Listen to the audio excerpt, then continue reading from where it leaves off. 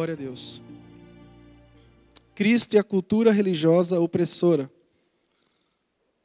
Diz assim, eu não vou ler todas as 3 parábolas, eu vou explicar o contexto das 3 parábolas, não vou destacar item por item, porque não é o meu objetivo aqui fazer uma exposição das parábolas. Se fosse, eu faria. Mas eu vou fazer um voo que não vai desconsiderar o contexto literário de cada uma delas. Não vai desconsiderar o significado dessas parábolas para as nossas vidas. E nós vamos entender o que Jesus quis explicar para nós através disso aqui. Diz assim, capítulo 15. Eu vou ler só o versículo 1 e versículo 2. As 3 parábolas falam, a primeira da ovelha perdida, a segunda da dracma perdida e a terceira do filho pródigo. Aproximaram-se de Jesus todos os publicanos e pecadores para o ouvir.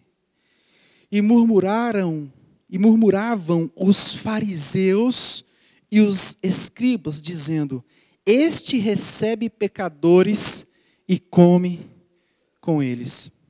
O tempo vai passando.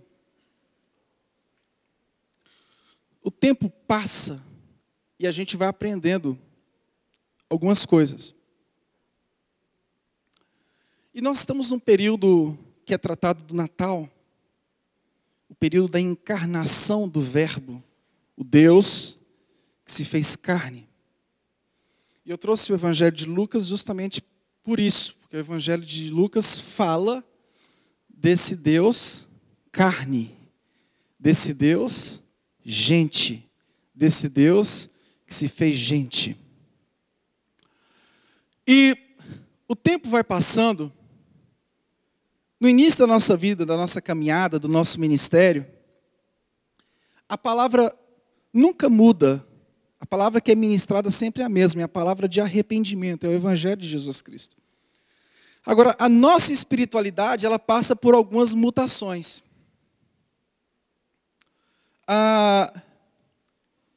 Nós precisamos aprender a ser mais gente e menos anjo. Eu não estou dizendo que nós temos que viver uma cultura humanista. Não. Mas a nossa espiritualidade, às vezes, é parecida com a espiritualidade dos anjos. Até tem alguns que dizem que o pastor lá de Apocalipse é o anjo. No sentido literal. Eu digo, irmão, por favor, não diga que eu sou anjo, eu sou gente. Sou gente de carne e de osso. E nós precisamos ser mais gente e menos anjos. A nossa espiritualidade, ela, no início de carreira, ela é uma espiritualidade do anjo. Você quer ser o anjo. Você não quer ser gente, não quer ser comparado com gente, não quer ser tocado como gente, não quer viver como gente. E, em algum momento, o cristão acha, ou ele tem certeza de que é anjo. E a espiritualidade dele começa a ser uma espiritualidade quase que opressora. Porque quem está ao lado dele não é anjo como ele, é gente. E a pessoa vive uma espiritualidade opressora. Ela se oprime e começa a oprimir a todo mundo que está ao redor. Por quê? Porque não é gente, é anjo. E quem está ao lado é gente.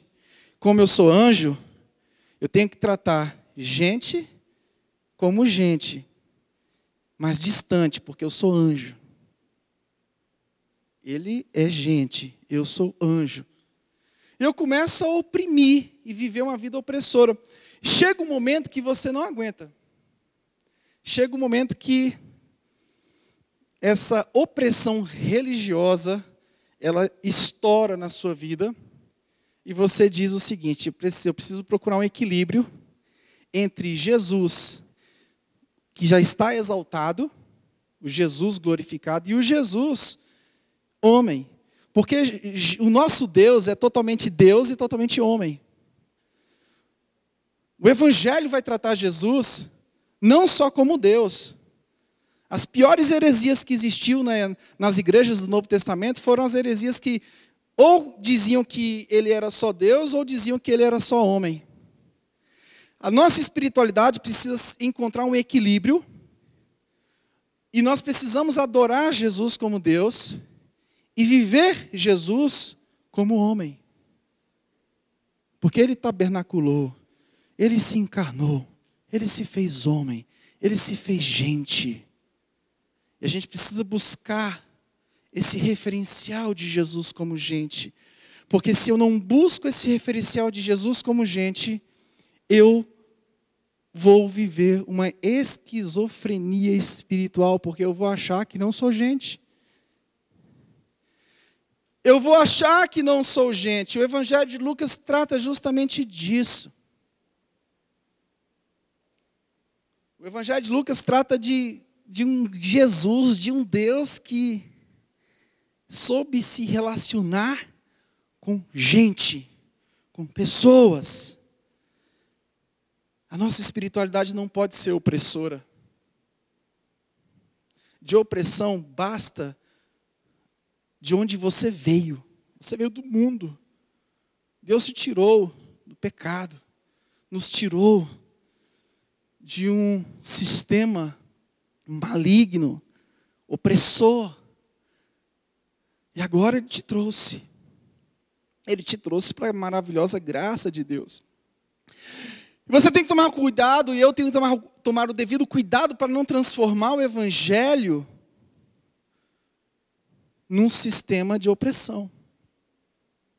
O Evangelho, a pregação do Evangelho é arrependimento, sempre arrependimento, vai ser arrependimento. Mas na vida do arrependido há alegria.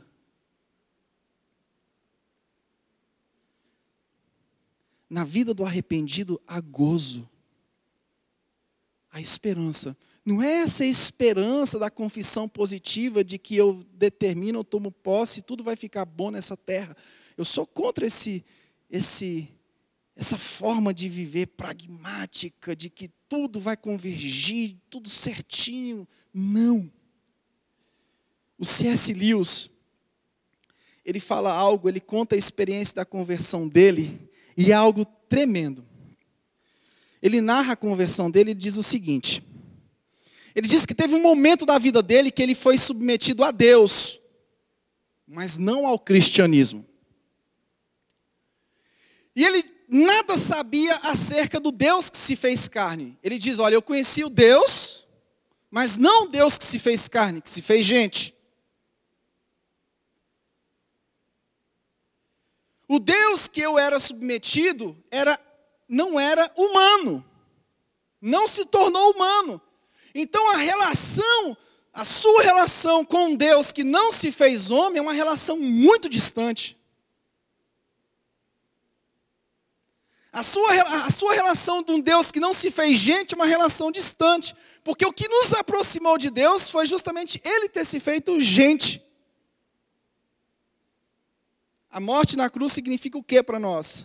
A consumação da aliança, do pacto. Nós vamos ver isso ano que vem. A morte na cruz é o que? Jesus sacramentando na sua carne, Jesus levando na cruz, sacramentando no seu próprio corpo a nossa dívida. O Deus que eu era submetido não era humano. Era um Deus distante. Esse Deus não tinha nenhuma ligação com a alegria. A gente tem que tomar muito cuidado para não distorcer a figura do Pai. O Filho, que somos nós, ele é repreendido, sim. O Filho é exortado, sim. Mas o Filho também tem um cuidado, ele é cuidado. A gente não precisa ficar cantando aqueles cânticos que colocam o homem no centro de tudo, como se o homem fosse o dodóizinho, o xodózinho, como se o homem não fosse um pecador. Não. Eu sei que as Escrituras dizem Todos nós pecamos, destituídos estamos da glória de Deus, não há nada de bom em nossas vidas. Tudo que estiver de bom nas nossas vidas será como trapo de imundícia. De fato, isso é verdade. Mas nunca se esqueça de que o pacto que Deus fez com o homem foi um pacto de filiação. Nós somos filhos. Eu também não quero dizer que como filho eu tenho o direito de pedir tudo ao Pai. A teologia do filhinho queridinho, que tudo que ele pede vai ser aquilo, vai acontecer aquilo, porque eu sou filho do rei. Não, não é essa a proposta do Evangelho de Lucas. Nem a minha proposta de pregação, que vocês conhecem muito bem qual é a minha pregação. É o Evangelho. O que eu quero dizer é que a gente precisa tomar cuidado para não distorcer a figura do pai. Assim como o C.S. Lewis fala na sua experiência de conversão. O pai, para mim, não era... Eu nunca conheci essa figura do pai que se fez gente. É tanto que a conversão dele acontece nesse processo, nessa descoberta do pai que se fez gente. E como isso é importante para a nossa fé? A nossa fé vai ficar muito distorcida se a gente não olhar para o pai que se fez gente. Esse pai que foi gente, que é Deus, mas é gente. Não temos nada de bom, mas não estamos perdidos nesse mundo. Fomos encontrados ou reencontrados pela graça maravilhosa de Jesus. Fomos reconciliados pelo seu sangue. O Evangelho de Lucas narra a história de Jesus como Messias, como Salvador, como aquele que foi atrás. Essas 3 parábolas é justamente isso. O relacionamento de Cristo com sua família, com seus discípulos, com os líderes religiosos, com os homens que gerava muita discussão. Poxa, ele está comendo com os pecadores. O Evangelho de Lucas é esse evangelho onde o Deus que se fez gente se relacionou. E por conta dele ter se relacionado, ele foi oprimido pelos líderes religiosos. Ele foi oprimido. As ações de Jesus no Evangelho de Lucas e nos outros evangelhos em relação aos marginalizados geravam por parte de alguns uma opressão. Por quê? Poxa, está comendo com um pecador. Está se relacionando com um cobrador de impostos. E aquela cobrança, aquela opressão maligna, nojenta. Tudo que o cara faz, tudo que a gente faz, tem uma coisa assim que fica, você está fazendo isso, você está fazendo aquilo, uma pressão religiosa infernal. Não sei quem foi que disse essa frase, é que o inferno parece que é o outro, né? Que fica oprimindo ali, fica marcando, fica querendo, sabe, você não pode dar um passo para o lado que a pessoa está te vigiando, mas uma vigilância chata, uma vigilância nojenta, algo que oprime. Oprime. Irmãos, no nome de Jesus, a gente não foi livre por Cristo, não foi libertado por Cristo para fazer o que a gente quer, não, a gente tem limites. Existem limites nas ações do cristão na face da terra. Não é porque eu sou livre em Cristo que eu vou fazer o que eu quero, não. De fato, uns precisam cuidar dos outros. Igreja é isso, amar uns aos outros, cuidar uns dos outros, saudar uns aos outros, exortar uns aos outros. Essa mutualidade faz parte do corpo de Cristo. Mas a gente também não pode ficar enchendo a paciência uns dos outros. A Bíblia nos diz para infernizar a vida uns dos outros.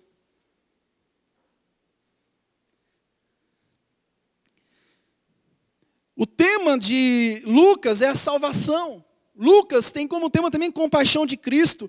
Lucas fala do custo do discipulado. Lucas fala do evangelismo global. Nós vamos entrar isso no ano que vem.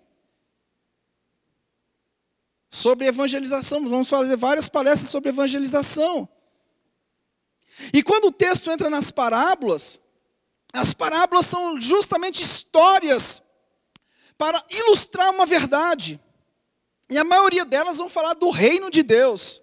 Jesus usa ilustrações cotidianas para tratar do reino de Deus. E em outras ele trata de questões éticas.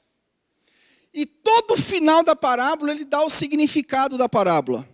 essas três parábolas aqui, a parábola da ovelha perdida, a parábola da dracma perdida e a parábola do filho pródigo, no capítulo 15, 32, nós temos o significado do que Jesus quis nos ensinar acerca dessas parábolas. Entretanto, era preciso que nos regozijássemos e nos alegrássemos, porque esse teu irmão estava morto e reviveu, estava perdido e foi achado. Os fariseus tinham ódio de Jesus. Os versículos do texto base que nós lemos fala que eles se aproximavam de Jesus, tanto eles, os publicanos, quanto os pecadores, para o ouvir. Mas eles murmuravam, os fariseus e os escribas, dizendo: este recebe pecadores e come com eles. E no final da parábola ele fala do regozijo por conta do pecador, do perdido, que foi achado. A alegria pela salvação do que estava perdido foi achado. Puxa vida, o cara era todo torto, todo maluco, todo esquisito, todo errado, e agora está lá com a Bíblia debaixo do braço. Se alegre com a salvação desse homem. Não é a Bíblia que está aqui suando debaixo do sovaco fedorento que deu, assim, não é o fato de ele ter colocado a Bíblia debaixo do braço que ele está salvo, não. Mas a gente precisa se alegrar. O Evangelho de Lucas traz essa compaixão de Cristo, mas traz muitos embates de Jesus, desse Jesus que vai à procura do pecador. Que vai à procura do pecador. O público que Jesus trata aqui, nas três parábolas, é uma grande multidão. E nessa grande multidão estavam cobradores de impostos, pecadores. Em todo o Evangelho de Lucas nós vamos encontrar a censura. Capítulo 5, por exemplo, versículo 30 do Evangelho de Lucas, nós vamos encontrar uma censura muito forte que Jesus sofreu. Os fariseus e os escribas murmuravam contra os discípulos de Jesus, perguntando: por que comeis e bebeis com os publicanos e pecadores? Respondeu-lhe Jesus: os sãos não precisam de médico, e sim os doentes. Não vim chamar justos, e sim pecadores ao arrependimento. Então Jesus sempre foi censurado. E a marca do Evangelho de Lucas, a busca pelo perdido, pelo marginalizado, trouxe muitas censuras. Eles criticaram a Jesus pelos seus relacionamentos. Relacionar-se com um pecador, a pessoa que está vivendo situações, por exemplo, você pega uma pessoa que está mexendo com drogas, a pessoa que está no vício do álcool, entregue a todo tipo de sorte de pecados. Você não vai fazer o que ela faz. Não é porque você tem um amigo que usa drogas, que você vai usar drogas. É claro que você tem que tomar um cuidado também. Não é porque você tem um amigo que usa drogas, você está evangelizando esse amigo, é que você vai lá ficar a noite toda com ele, lá naquele local esquisito lá. Toma cuidado, tem que vigiar também. Mas não significa dizer que você vai criar um tipo de espiritualidade onde você só se relaciona com os santos. Como é que você vai ganhar essas pessoas se você não se relacionar com elas? É necessário que você se relacione. É necessário que essas pessoas se enxerguem em você você como homem. É necessário que essas pessoas vejam suas virtudes, é necessário que essas pessoas vejam as suas falhas também, mas é necessário. Jesus foi criticado quanto à hospitalidade de Zaqueu. E essas críticas fez com que Jesus trouxesse essas três parábolas. Essas três parábolas tratam de pessoas ou coisas perdidas. Por exemplo, o animal na primeira parábola se desvia do rebanho. O objeto da segunda parábola está perdido. O filho na terceira parábola se afastou por ser obstinado. E Jesus vai destacar nessas três parábolas que essas pessoas que estão perdidas, elas vivem a inutilidade. Elas estão em perigo, elas estão em miséria de vida, perdidas. A perdição é demonstrada nessas 3 parábolas. E os publicanos e pecadores se aproximam de Jesus para encher a paciência de Jesus. Publicanos e pecadores se aproximam para ouvir a Jesus, murmuram. Ele recebe pecadores e come com eles. O F.F. Bruce ele diz o seguinte: eles pensavam que Jesus estava se rebaixando pela companhia que eles escolheram. Os que estão à margem devem ser buscados. De fato, a igreja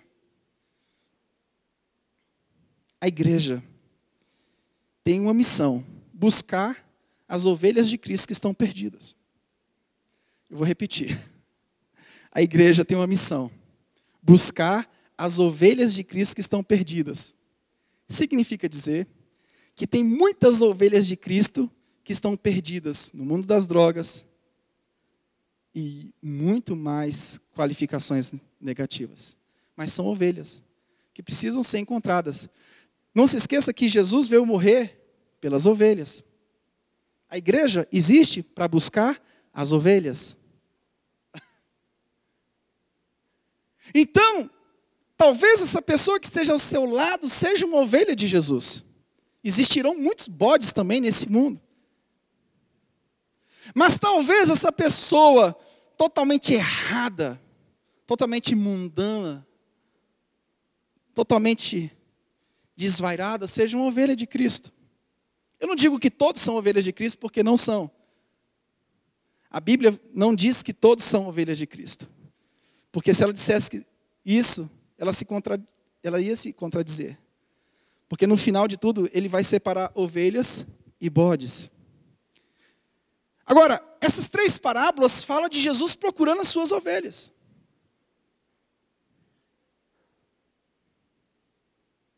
Procurando as suas ovelhas. A evangelização é isso mesmo. Pai, deixa eu ver onde é que está uma ovelha perdida.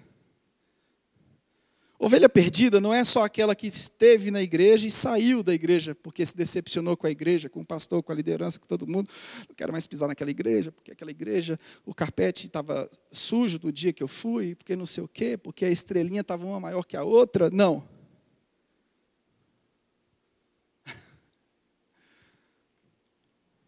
Tem muitas ovelhas que estão perdidas lá fora.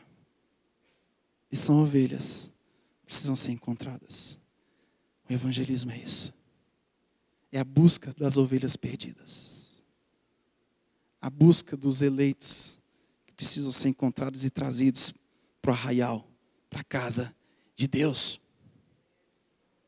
Para a casa do Senhor. E no verso 5 nós temos aqui o resumo do evangelho.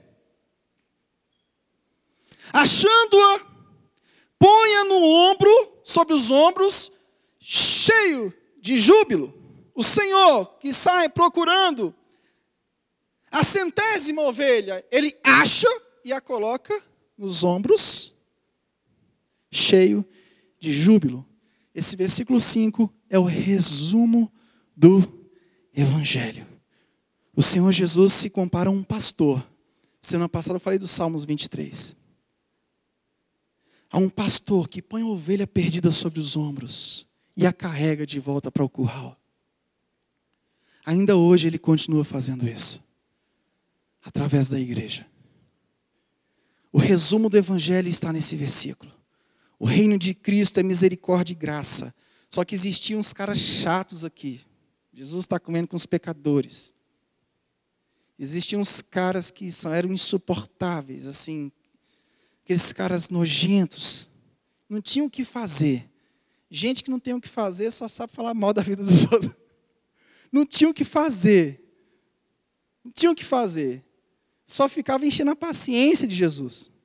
Jesus viveu isso em todo o evangelho. Jesus viveu isso em todo o evangelho. Jesus é o pastor, irmãos. O pastor que encontra a ovelha perdida. O reino de Cristo é misericórdia e graça. E outra coisa, Cristo não só carrega a ovelha perdida, mas Ele carrega a ovelha que já foi encontrada. O seu dia a dia, eu preguei semana passada, Jesus está te carregando no colo. Porque o pastorado de Jesus não se encerrou no momento que Ele nos encontrou. Vem aqui, ovelha perdida, venha para o pasto. Agora, pum, vai. Não. Ele cuida. Ele cuida de nós. O pastorado de Jesus é integral. Ele está cuidando de mim, está cuidando de você. Eu fui no zoológico esses dias com a Gisele, na viagem de lua de mel que fiz com ela. Poxa, mas pastor, ir no zoológico, viagem de lua de mel. É porque a gente acordou, era o último dia. Eu falei, amor, vamos ali no zoológico e tal, e tal, e tal. De repente eu vi um pasto com um bocado de bicho assim, eu acho que tinha pelo menos uns 150 num local muito pequeno, correndo para lá e para cá, para lá e para cá, para lá e para cá, soltas. Eu fiquei olhando, caramba, que tristeza, né? Aí eu lembrei daquela figura das ovelhas num grande pasto, correndo a distâncias tremendas, mas sempre com um pastor, com um cajado na mão.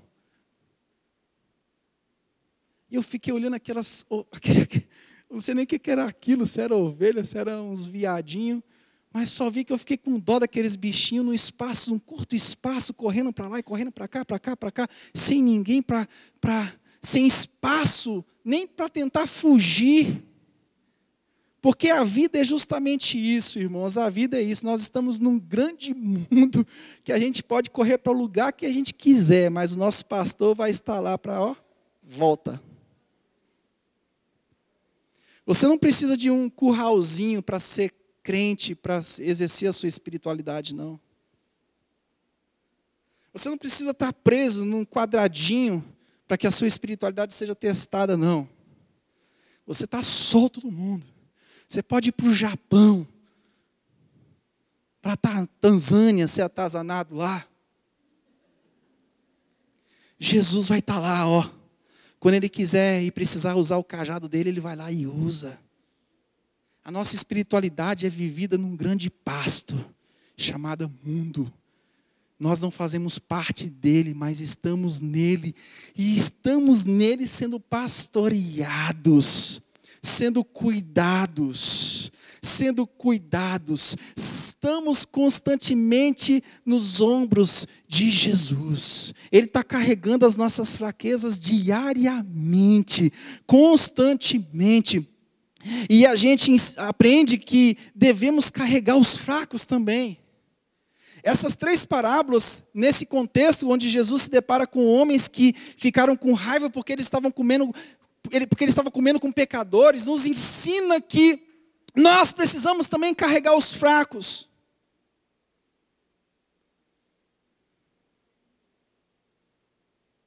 Nós precisamos também aprender a buscar a ovelha perdida, assim como Ele buscou. Nós precisamos entender essa relação. Eu não tenho que buscar somente aquele cara ali que está ali bem vestido, com a pastinha de terninho, cheirosinho, não. Eu tenho que buscar. Eu também não tenho que buscar só o que está lá, com a garrafa de lá, não. Eu tenho que cumprir minha missão a quem for necessário cumprir. Ou seja, a evangelização é global. Quem for ovelha, vai vir. Quem não for, não vai vir. Ele conhece as suas ovelhas, diz o Evangelho de João, e elas ouvem a sua voz. Então, se a igreja está exercendo essa busca das ovelhas de Cristo na face da terra, quando ela soltar a voz do pastor, se houverem ovelhas ali, elas vão ouvir e vão vir. Pode ficar tranquilo. Pastor, e as que não ouviram e não vieram? Não posso fazer nada, meu filho. Mas as que forem ovelhas, elas vão ouvir a voz.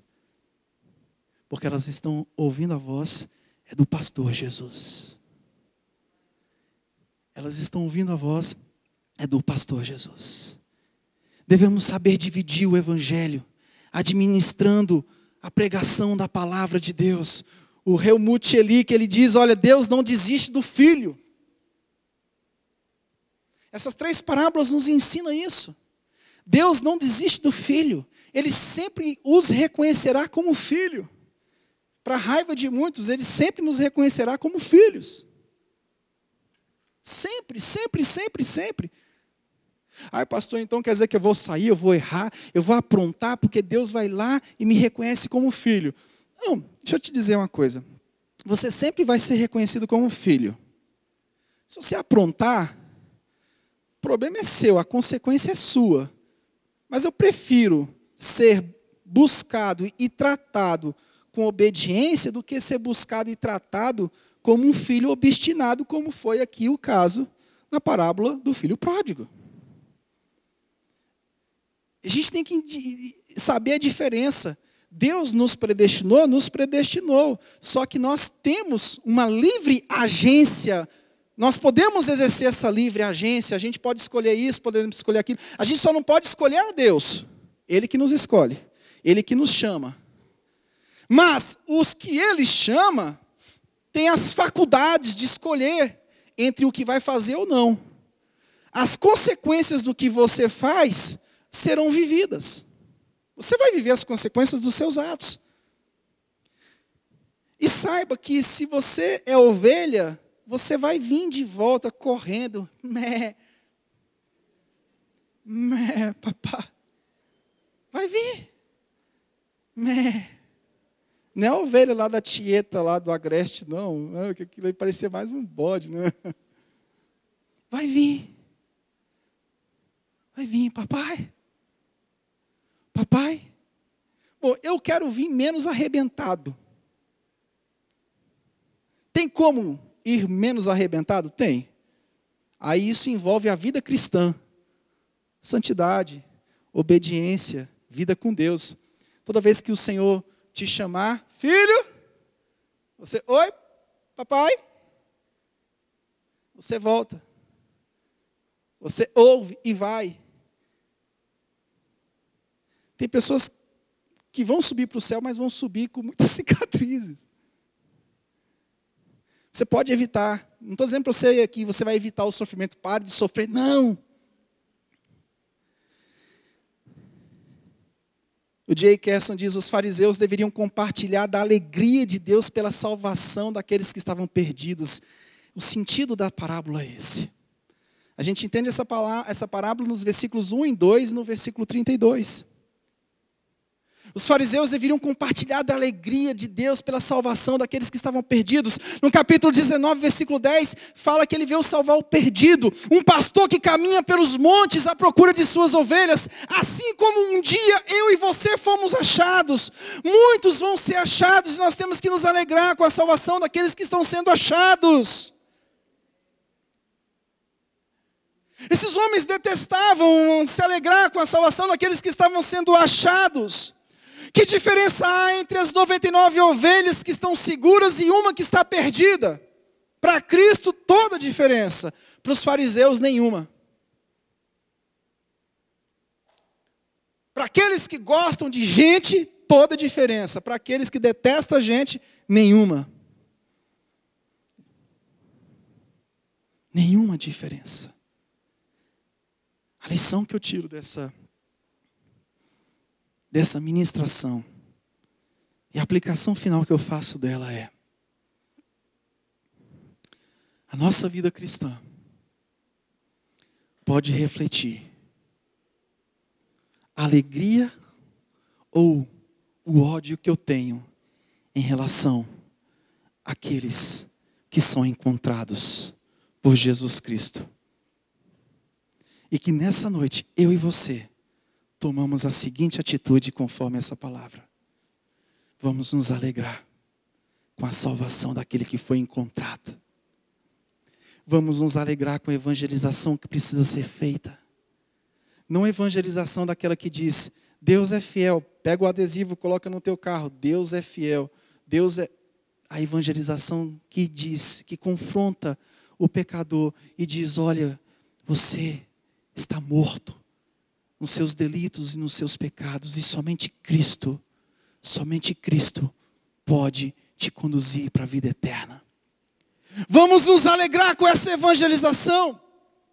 Que 2016 nós exerçamos esse ministério de lucano, de buscar os perdidos na nossa vida individual, na vida coletiva da igreja, nos projetos da igreja, em missões, em tudo aquilo que a gente faz.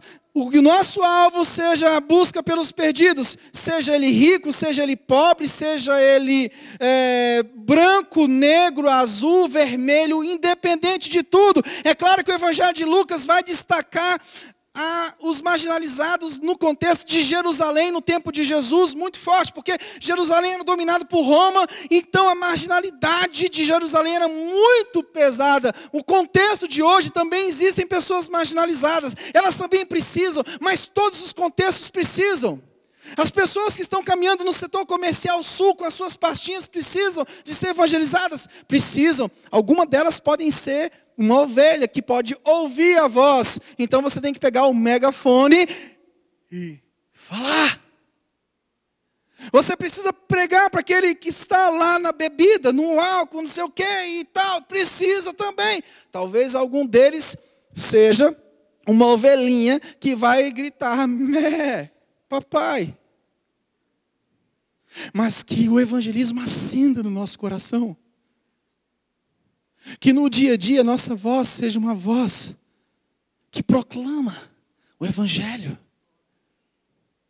A toda criatura, é o que diz Marcos, a toda criatura, que nós não tenhamos medo de nos envolver, que a nossa espiritualidade não seja esquizofrênica, aquele povo chato, que coloca a Bíblia aqui debaixo do braço e acha que é melhor que todo mundo, ou que é mais santo que todo mundo, ou que o mundo todo está na miséria e só ele está ali.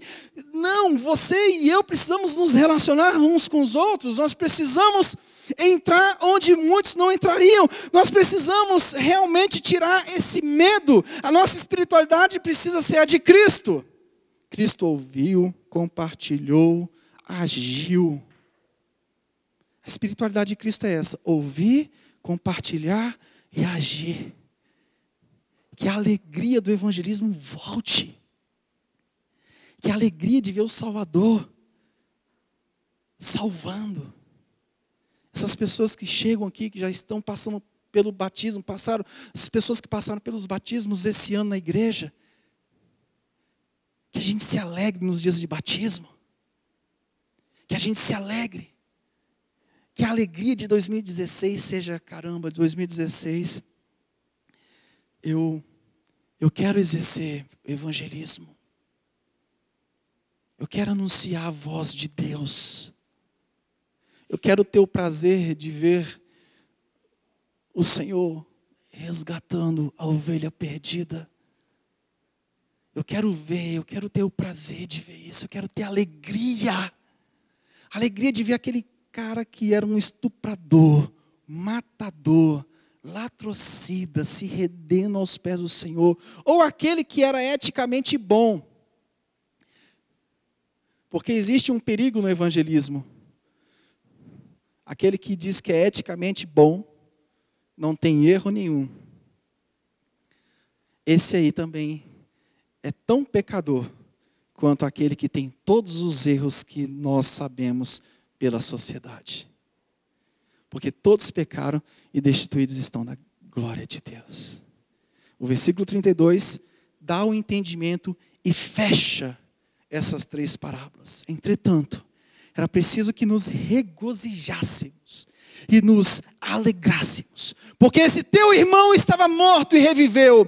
E estava perdido e foi achado. Glorificado seja o nome do Senhor. Que o Senhor abençoe todos os ministérios. E que todos os ministérios funcionem nessa perspectiva da evangelização. Que todos os ministérios não funcionem simplesmente para fazer eventos. Eu não quero viver em função de eventos. Nós não podemos e não queremos e não temos a missão de viver em função de eventos. Mas que todos os ministérios vivam em função de dos perdidos. O que a minha ação ministerial pode contribuir no evangelismo, nessa cultura e nessa sociedade? Qual é o seu meio? Você é universitário, você precisa de ter estratégias para alcançar os universitários. Qual é o seu meio? Você é empresário, você precisa de ter algumas estratégias para alcançar os empresários.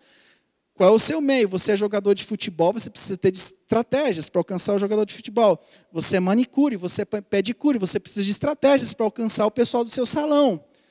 Você é pedreiro, você precisa de estratégias bíblicas para alcançar aqueles que estão ali com você batendo massa. Enfim, nós precisamos de uma cultura evangelística diariamente. Os nossos carros não podem vir vazios para a igreja, eles precisam vir cheios de pessoas.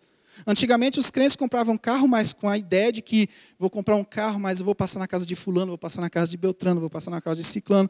E os carros ficam vindo só com os bonitão. Ar-condicionado, banco de couro e coisa e tal. Não entra não, senão vai sujar o meu banco de couro e tal. Não. Ou o carpete aveludado, não sei o quê, e coisa e tal, e coisa e tal, e coisa e tal. Irmãos, a alegria da salvação precisa tomar conta das nossas vidas.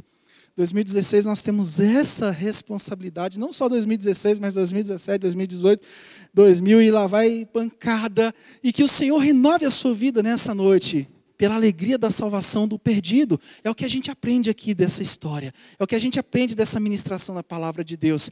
Que missões, está aqui, pastor Walter e Vera, cansados, hoje sendo ministrados aqui, estão cansados. Nazaré, a Nora, que missões faça parte da nossa alegria. Que coisa linda é ver Porto do Desígnio, uma igreja com 2 meses já está cheia, fazendo batismo, não sei o que, isso e aquilo. Coisa linda, coisa linda, coisa linda. Quando a gente chegou ali era só matagal, a gente não tinha nem dinheiro para fazer nada. Deus abriu as portas, Deus foi fazendo. A gente chegou ali sem pretensão nenhuma. Deus faz tudo, Deus ele ama a obra missionária, ele ama, Deus é missionário. Deus é o nosso apóstolo, o enviado. Ele é o enviado, o que foi enviado pelo Pai, se encarnou, se fez gente. Ele é o enviado de Deus. A igreja apostólica, é a igreja dos enviados de Deus. Por quê? Porque Deus enviou o seu Filho. O envio do Filho foi um envio apostólico, um envio para salvar, um envio para tirar o pecador do pecado. Irmãos, vamos nos alegrar com isso, porque senão o Evangelho... esse evangelho assim, só de festa, vai consumir a nossa alma. E não vai nos dar a alegria que precisamos ter. Esse texto nos ensina que a nossa alegria verdadeira, a alegria verdadeira do cristão, é a salvação do perdido.